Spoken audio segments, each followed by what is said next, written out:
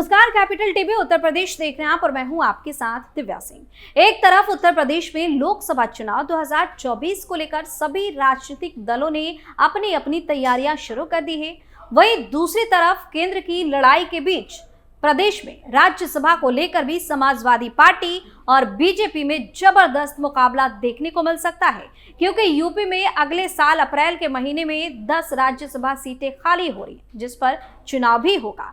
इसके लिए राजनीतिक पार्टियों ने अभी से ही तोड़ और जोड़ सियासी समीकरण बिठाने की पूरी रणनीति शुरू कर दी है। देखिए ये खास रिपोर्ट।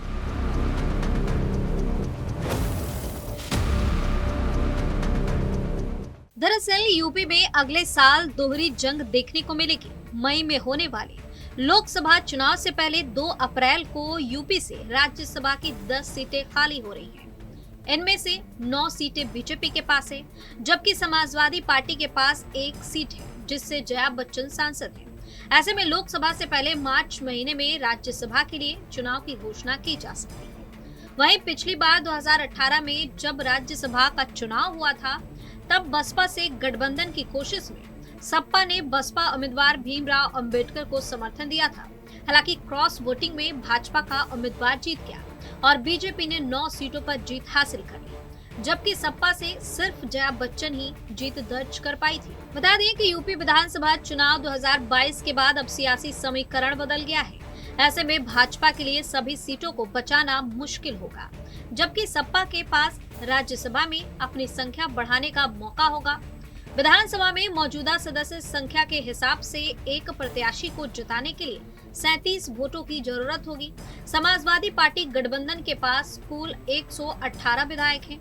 ऐसे में सपा 3 सीटें जीतने की स्थिति में होगी। वहीं एनडीए गठबंधन के पास 289 विधायक हैं। ऐसे में 7 सीटों पर भाजपा की जीत पक्की है, लेकिन इसके अलावा कांग्रेस के पास 2, जनता दल के पास 2 और बसपा के पास 1 विधायक है, जो किसी गठबंधन का हिस्सा नहीं है। ऐसे में चुनाव से पहले इन दलों से भी तालमेल और जोड़ने तोड़ने की कवायद जारी है। इसके साथ ही राज्यसभा सांसद के लिए लॉबिंग भी शुरू हो गई है।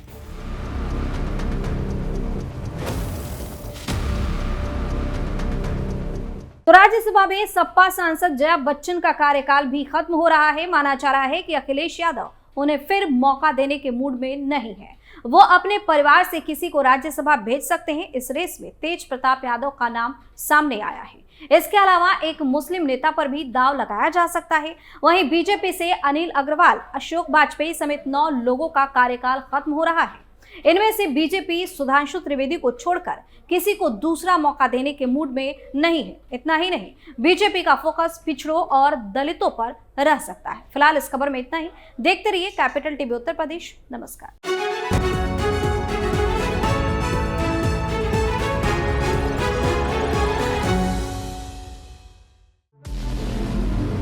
हमारे व्रत, हमारी परीक्षा, लक्ष्य तक पहुंचने की हमारी संयमित प्रतीक्षा। हमारे छठ से और हमारे हठ से पूरी दुनिया वाकिफ है। हमें विकल्प पर नहीं, अपने दृढ़ संकल्प पर अटूट विश्वास है, क्योंकि हार हम मानेंगे नहीं और विपरीत परिस्थितियों पर प्रहार हम छोड़ेंगे नहीं, जब तक हमारी जीत सुनिश्चित नहीं हो जाती, क्योंकि हम बिहार से हैं।